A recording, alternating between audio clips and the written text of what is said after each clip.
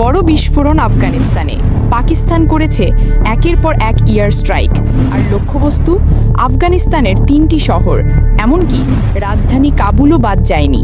সবচেয়ে চমকপ্রদ দিক হলো এই হামলা হয়েছে ঠিক সেই সময়ে যখন তালিবান সরকারের পররাষ্ট্রমন্ত্রী আমির খান মুত্তাকি ভারত সফরে রয়েছেন।